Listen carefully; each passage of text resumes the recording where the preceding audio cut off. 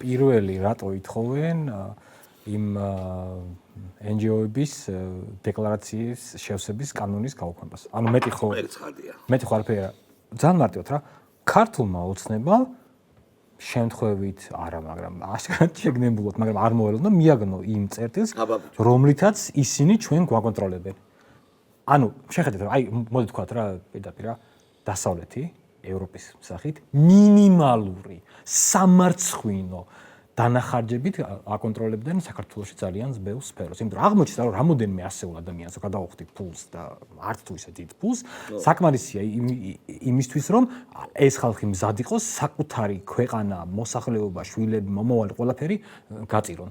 ყოველგვარი პრობლემის გარეშე რა გუშინ ხუსმენდი TikTok-ში ავამიგდო ბატონი შალვა პაპუაშვილი რო ამბობდა რომ უცებ გამოარკვიეს რომ ერთ-ერთი NGO აფინანსებდა მოლოტოვის სროლის წახალისებას.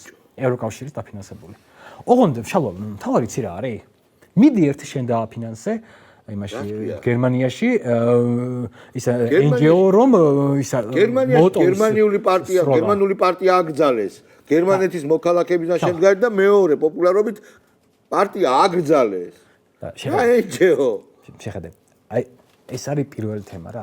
ჩვენ ვიცავთ საკუთარ ინტერესებს. ჩვენ ვიცავთ ჩვენს მოსახლეობას სხვების გავლენისგან. ეს არის ძალიან მარტივი რა. ჩვენ თუ ამაზე უარს ვამბობთ, ეს ნიშნავს რომ ჩვენ არ გვინდა გქონდეს და აღარც გექნება მომავალი. არც გექნება, იმიტომ რომ რაც არ გინდა ღმერთმა არ აქ არის ერთი დეტალი რა. შენ თქვი ასეთ რამე რომ ის მთავრობა რომელიც ამას გააუქმებსო, არჩევნებს ააგებსო. არა, აზრი არა. შეხედე, შალვა, ერთი დეტალია. ევროპის მოწონებული მთავრობა არჩევნებს არ წააგებს. თუ წააგებს, იტყვის რომ მოვიგეო. როგორც გააკეთეს მაგალითად მოლდოვეთში. როგორც გააკეთეს მაგალითად რუმინეთში, სადაც პრეზიდენტობის გამარჯვებად კანდიდატს უბრალოდ გააუქმეს. ოღონდ არ ვიცი რამდენი ხანი გაძლევს ეგ მთავრობა. მოდი ეგრე პირდაპირ.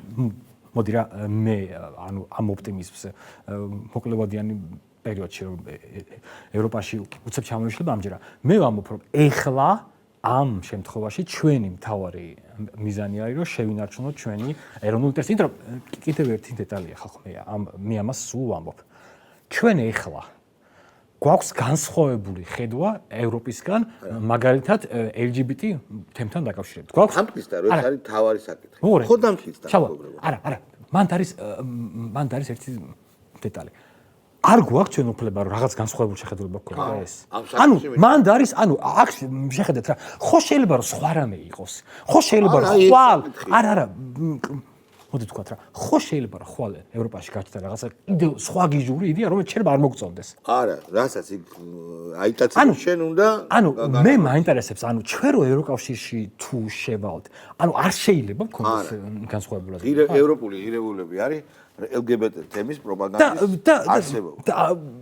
კაი შალვა, დღეს LGBT ხო შეიძლება სხვა რამე იყოს. არა, ხვალ რაც იქნება, იმას დამატებით გეტყვით. ანუ იმიტომ რომ თქვენ ხართ არარაობები, პატარა რაღაცა არარსებული ქვეყანა, დიდი მადლობა რომ საერთოდ გელაპარაკები და რასაც ჩვენ ვიტყვით, ისე უნდა გააკეთოთ. და მაგრამ ყველაზე უფრო ცინიკური იცი რა არის ყველაფერში?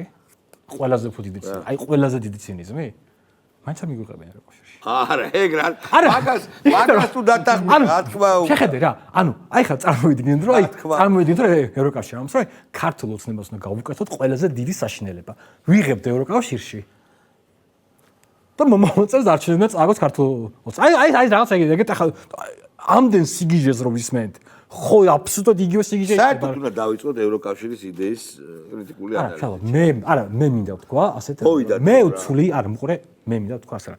მე ვთვლი, რომ ბოლო 5 წელიწადში ქართულმა სახელმწიფომ მათემატიკამ, ანალიტიკამ გამოავლინა, რომ საქართველოს ევროკავშირის გარეშე უფრო მაგარი აღმავლობა შეუძლია ქონდეს. აი, სწორია. დავიწყოთ ამაზე ლაპარაკი, დღეს შეიძლება ბევრი ადამიანის ამას არ დაჭირდეს, მაგრამ ნელ-ნელა უნდა ვილაპარაკოთ, რომ კავშირი, რომელიც გაიძულებს არ მინდა ეხლა ჩვენ რასაც ვამბობთ, ეთერს მიღმა, მაგრამ მარტა რა წერია იმ კანონში, სკოლაში LGBT გავლენა არ იყოსო, პრაიდი არ ჩატარდესო. რა ვიცი, რა არის ამაში? ანუ ხო ხდები და საპირწონე არის ვიზაზე დადგები რიგშიო. შალვა, და ერთს დავამატებ. ორი საკითხია, როგორ შეიძლება ერთმანეთთან შეთანადო?